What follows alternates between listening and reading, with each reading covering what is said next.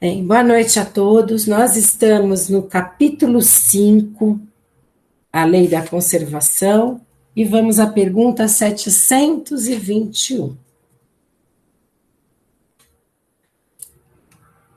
É meritória, de qualquer ponto de vista, a vida de mortificações ascéticas que, desde mais remota antiguidade, teve praticantes no seio de diversos povos?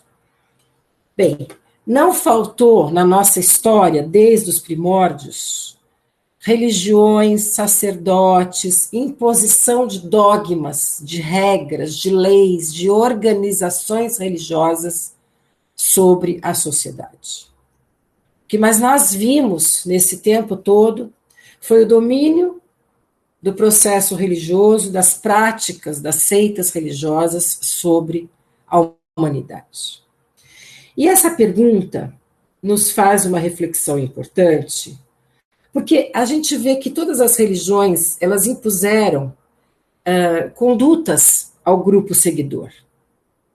As cerimônias, os ritos, as oferendas, as adorações e o comportamento humano baseado na ideia de um Deus e de uma doutrina. Então, nós sempre seguimos doutrinas, né? E essas doutrinas, elas buscam uma organização, não só social, mas uma organização individual. Mas o que eu quero colocar aqui para todos nós é que nós sabemos que o crescimento espiritual, a força de desenvolvimento de consciência espiritual, ela não ocorre de uma imposição externa para uma mudança interna. Nós nos modificamos do interior para o externo. O externo é reflexo daquilo que somos, do que pensamos, do que emanamos, do que sentimos. Então, esta pergunta, ela faz menção à espiritualidade, se esses ritos, essas doutrinas, esses, às vezes, práticas radicais de comportamento que houveram na antiguidade, mortificações ascéticas, que significam moldar, organizar de uma forma impositiva comportamentos. A gente tem os ritos em todas as religiões, todas as doutrinas.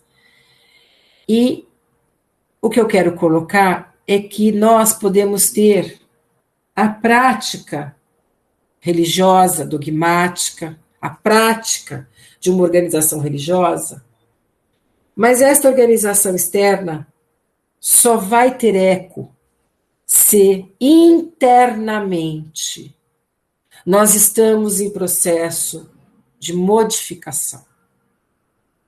Nós estamos aqui reunidos e vamos à Seara da Paz e frequentamos cultos religiosos com que finalidade? Se for a finalidade da minha melhora, do meu comportamento, e, em consequência, a mudança externa, a conduta melhor ao semelhante, eu estou, independente da doutrina, agindo de uma maneira que espera o Pai. Se a prática da minha doutrina, seja ela qual for uma organização somente estética, somente para aliviar a consciência, somente para uma prática para se dizer inserido ao mundo espiritual, não vai adiantar.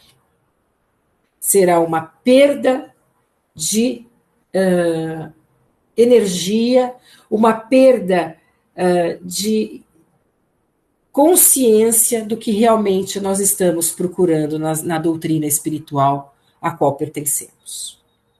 Então, o que os espíritos respondem? Procurai saber a quem ela aproveita e tereis resposta. Qual qual o proveito que tenho ao buscar uma doutrina? A buscar a seara da paz? Ela está tocando a minha reforma interna? A espiritualidade coloca que se não houver uma mudança e uma prática melhor ao semelhante, nós estamos ali sendo, vamos dizer, levados pelas instituições, não está escrito aqui, mas é o que sugere, estamos ali num processo sem proveito. Quando esta doutrina exige de mim modificações de comportamento, de hábito, de vestimenta, enfim, coordena a minha hora de orar, a minha hora de jejuar. Se isto não me modificar o espírito e não trouxer eco ao meu semelhante, não adianta. É isso que diz essa pergunta. Então os espíritos respondem: se somente serve para quem a pratica e impede de fazer o bem, é egoísmo. Por que egoísmo? Porque nós participamos de um trabalho, uma instituição, uma prática religiosa, aqui como ele fala, mortificações ascéticas, né? Os ascéticos eram aquelas condutas de disciplina. Os mosteiros, por exemplo, eram ascéticos porque tinham aquelas normas muito severas, muito rígidas. Se não tiver proveito ao semelhante e à nossa mudança, ele diz que se torna puro egoísmo. Por que egoísmo? Porque aquilo nos envaidece, aquilo nos faz sentir mais empoderados, mais fortes, mais valorizados. Nós fazemos parte de uma doutrina. Eu sigo a esta seita, eu sigo a esses dogmas, mas não tem aquilo que o alto espera de nós. Uma mudança para gerar um comportamento de amor e caridade a nós e ao semelhante. Seja qual for o pretexto com que entendam de colori-la, privar-se-á de si mesmo e trabalhar para os outros, tal a verdadeira mortificação segundo a caridade cristã. Por que quando não agimos na caridade, na nossa prática espiritual, nós estamos em mortificação? Porque nós estamos perdendo tempo, perdendo oportunidade de progresso. Nós estamos ali embrutecidos dentro de uma seita. Estamos ali não desfrutando do envolvimento verdadeiro com o espiritual. Então, qual é a nossa intenção ao buscarmos uma doutrina? Né? 722. Será racional a abstenção de certos alimentos prescrita a diversos povos? Mais uma vez, a espiritualidade responde: nada que vem de fora, num espírito que não se modifica, vai trazer crescimento espiritual. Como nós falamos na última aula, eu me modifico, e eu modifico, eu me reformo, eu tenho a minha reforma interna, e espontaneamente eu me liberto de vícios, apegos, modelos prontos, dogmas. Eu me liberto daquilo que não me traz reflexão, expansão da centelha divina, ação na caridade. Então, deixar de comer algo não vai me fazer melhor. Ter alguns hábitos religiosos não vai me fazer melhor. Ir à seara e tomar passe não vai me fazer melhor se eu não estiver consciente da necessidade da minha transformação individual. O passe vai estar ali? Vai. Em algum momento será útil? Será. Mas dependerá do meu despertar para que aquela energia seja absorvida. O divino é tão perfeito que ele respeita em tudo o nosso livre-arbítrio. Nós consentimos a cura ou não consentimos a cura. E quando nós consentimos a cura? Quando nós estamos abertos à mudança espiritual. Quando nós estamos ali, né, por poder, por orgulho, por vaidade, pela instituição, pelo social, pelo externo, não vai me reformar. Então, eu jejuar, eu não me alimentar de certas proteínas, por exemplo, eu ter abstinência, acreditando que estas atitudes vão me fazer o espírito se tornar mais iluminado, se o coração não estiver puro, nós seremos iguais aos fariseus, como nós falamos na última aula. Praticam a religião, não saíam do templo, conheciam todas as leis, jejuavam, doavam, liam os mandamentos mosaicos, mas Jesus não considerava a forma como esses irmãos agiam como espíritos, vamos dizer assim, em pleno vigor espiritual. Jesus cita várias vezes os fariseus. E se nós observarmos as nossas encarnações anteriores, certamente fizemos parte muito tempo de dogmas e religiões que nos exigiam condutas de comportamento, mas que o nosso íntimo ainda não se modificava. Então, como diz a espiritualidade, o homem, é permitido ao homem se alimentar da carne? Sim, porque estamos num mundo de reinos paralelos, onde o homem, no seu desenvolvimento, se utiliza desta forma de alimento. O homem mais esclarecido espiritualmente, ele tem uma energia mais etérea, uma energia mais sutil, então a carne se torna pesada para o seu digestivo. Aqueles fluidos, aquele magnetismo da carne é mais pesado. Mas não adianta fazer o trabalho inverso, eu não como carne para me espiritualizar. Não, eu me espiritualizo e eu troco os meus hábitos, tá bom? A alimentação animal é com relação ao homem contrária à lei da natureza? Então, aqui repete a pergunta, né? Dada a vossa constituição física, a carne alimenta a carne.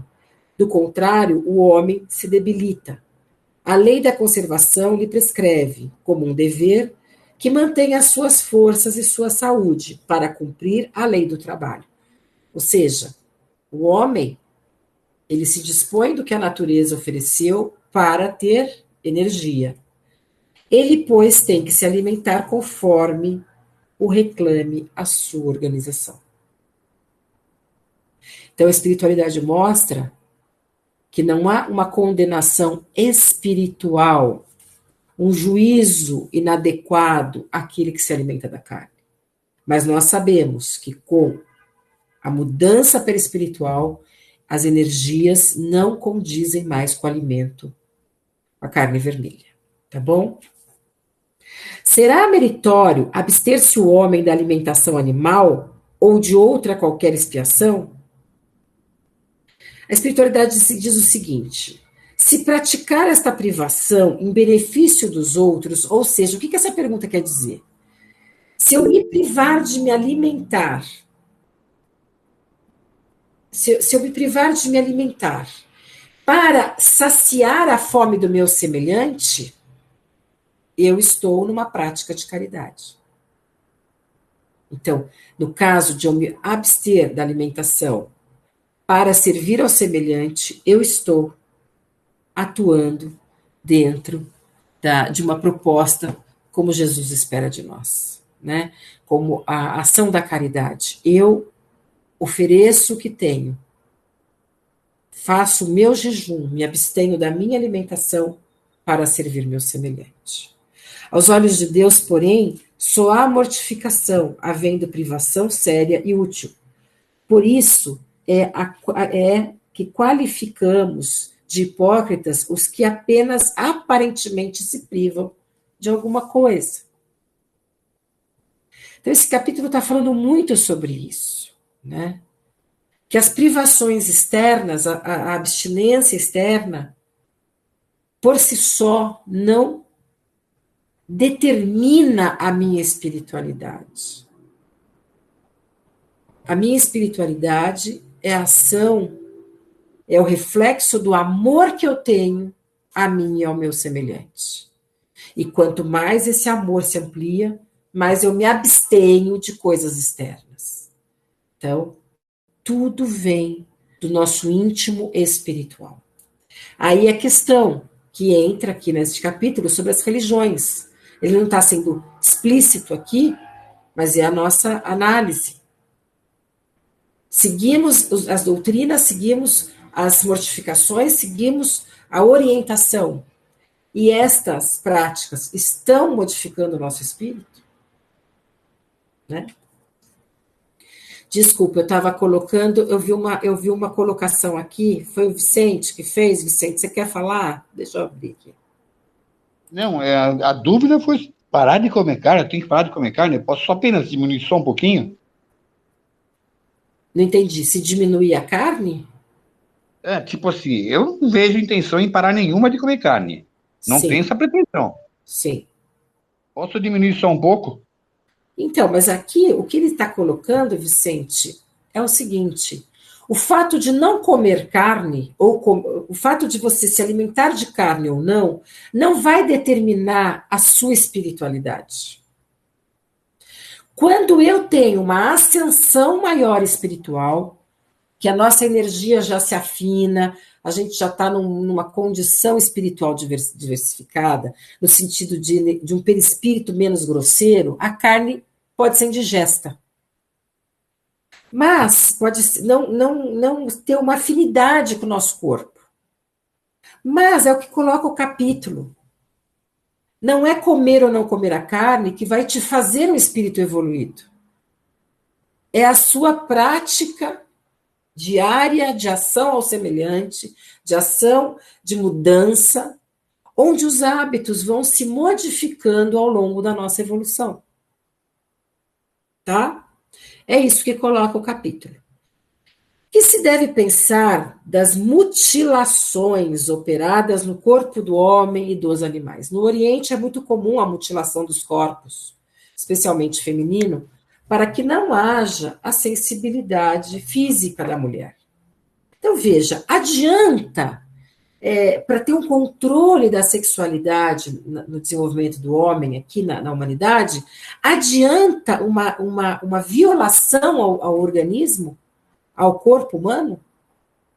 São práticas externas, são práticas, como diz aqui o capítulo, ascéticas, porque elas impõem de forma disciplinar uma conduta.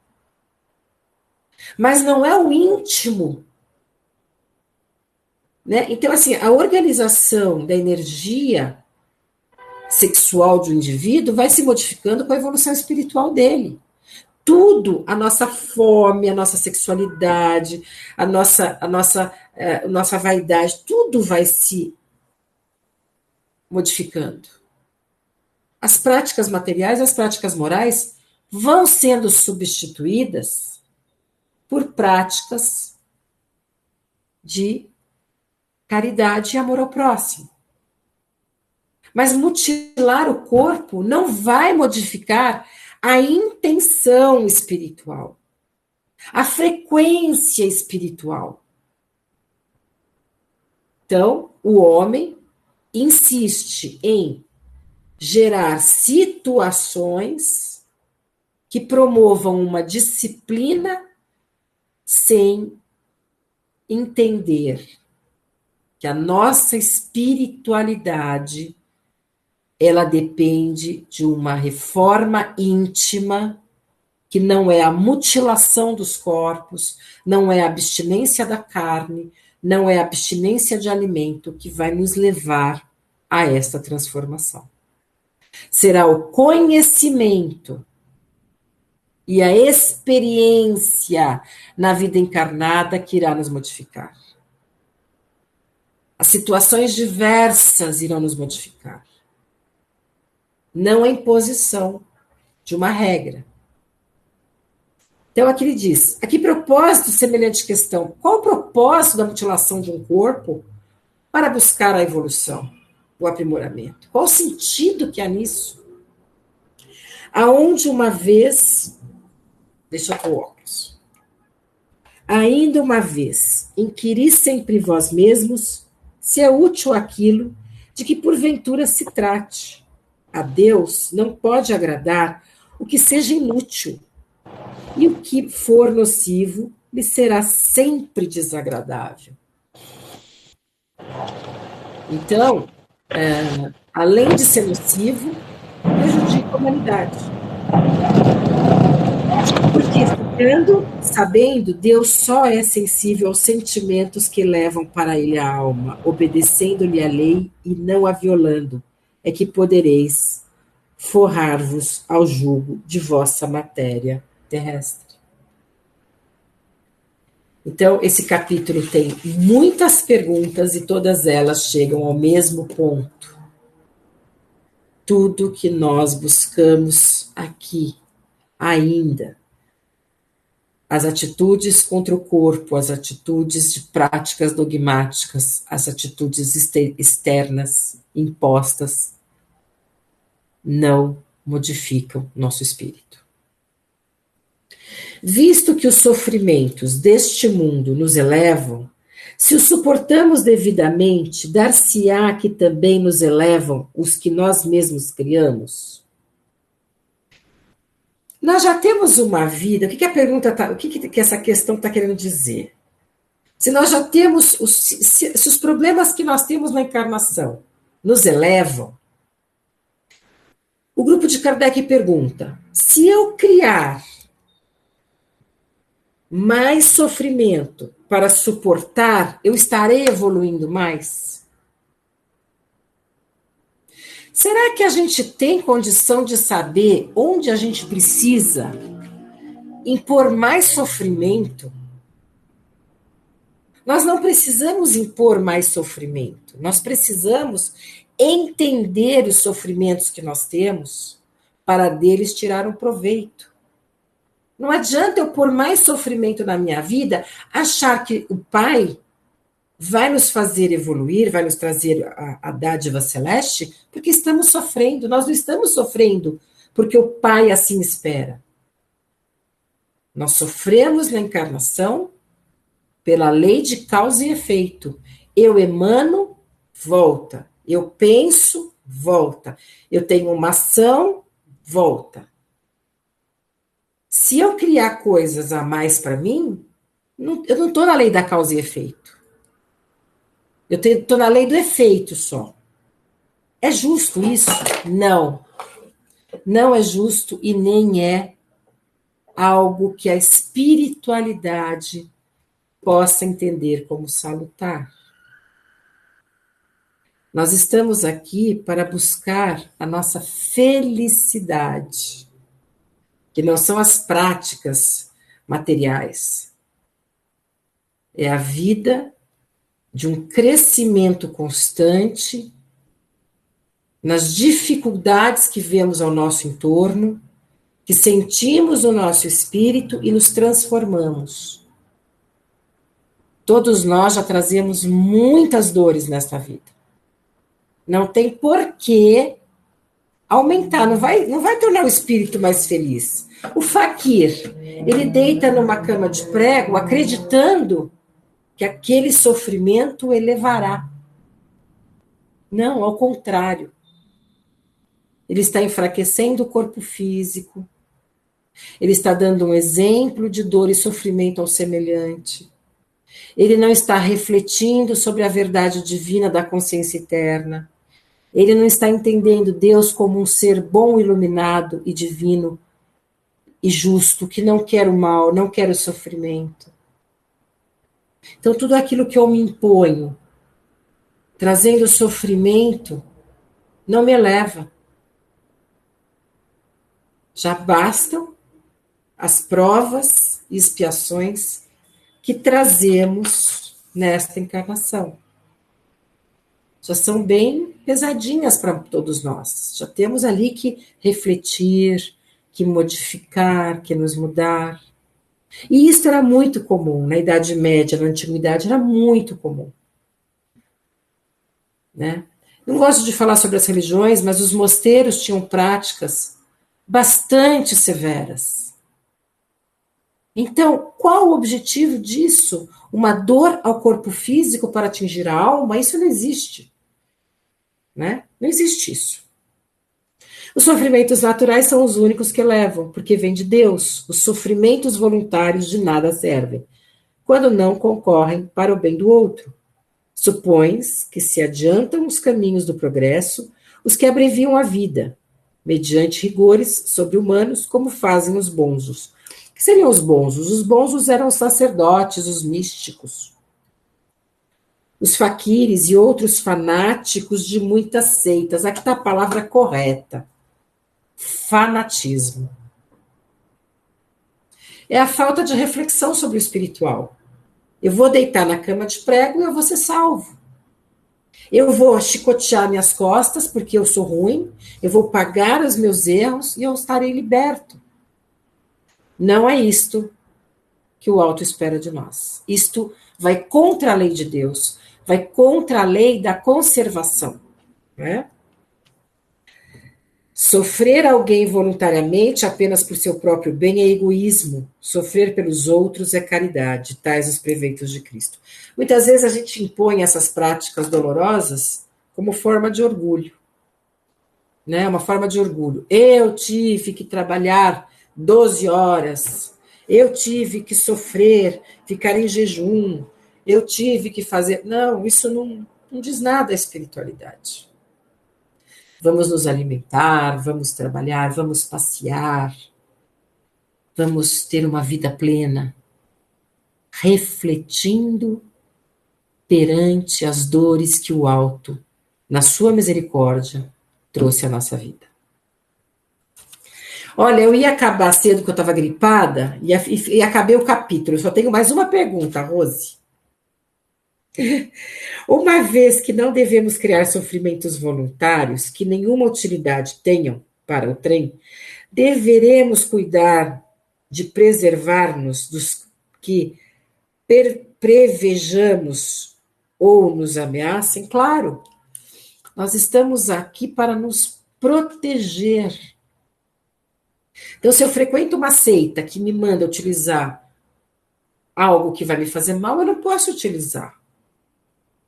Se eu acredito sigo uma doutrina que me traz prejuízo à minha sanidade, ao meu conforto físico, eu tenho que me proteger, eu tenho que ter um senso crítico sobre o que eu estou fazendo na minha doutrina, na minha religião. Fanatismo nos coloca longe da espiritualidade, a dor excessiva nos coloca longe, a dor que nós criamos. E como ele fala aqui, podemos permitir que nos ameacem? Nunca. Então ele diz o seguinte: contra os perigos e os sofrimentos é que o instinto de conservação foi dado a todos os seres. Fustigai o vosso espírito e não o vosso corpo. Mortificai o vosso orgulho.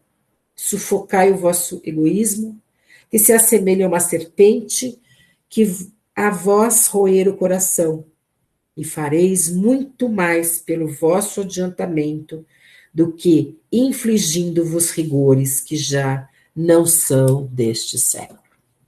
Então, esse capítulo é um não ao fanatismo, às práticas sem reflexão, aos comportamentos externos que não sinalizam modificação no nosso espírito, às práticas egoísticas, vaidosas e orgulhosas, que não elevam o espírito.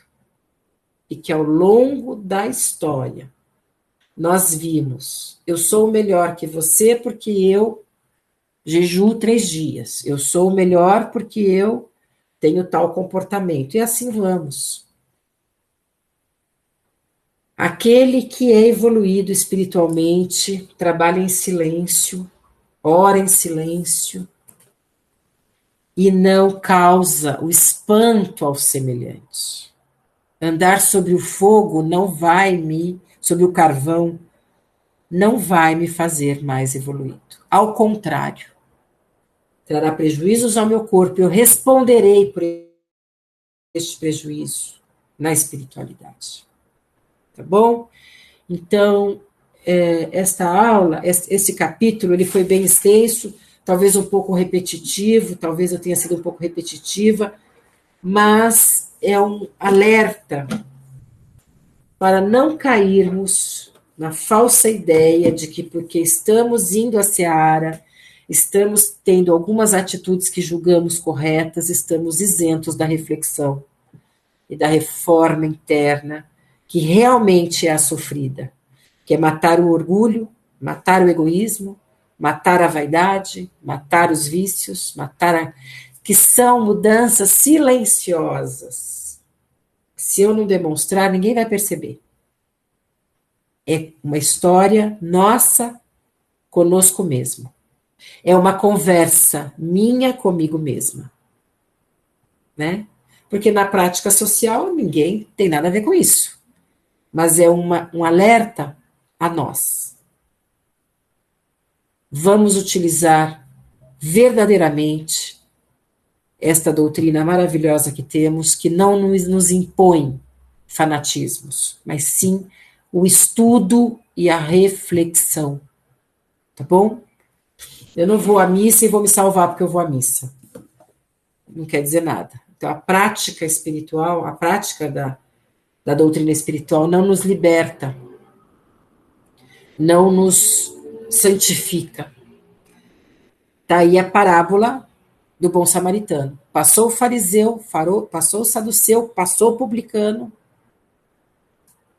Quem agiu em caridade ao irmão foi o samaritano, que era considerado pelos hebreus o povo mais assim, vamos dizer assim, mais discriminado, o povo mais ignorante, mais da periferia, vamos dizer assim, da cidade, aquele povo meio andarilho, aquele povo sem cultura, sem trabalho. Eles foram exaltados por Jesus, não o fariseu. Então, não adianta não comer carne e blasfemar contra o seu irmão. Também tem a parte do evangelho, né? O que mata o homem não é o que entra pela boca, mas o que sai pela sua boca. Ou seja, não é o que ingerimos que nos torna puros, mas sim aquilo que nós exteriorizamos em palavras e sentimentos. Tá bom? Lembrando que sempre, com a evolução do espírito, os hábitos alimentares vão se modificar. Com certeza vão se modificar. Tá bom?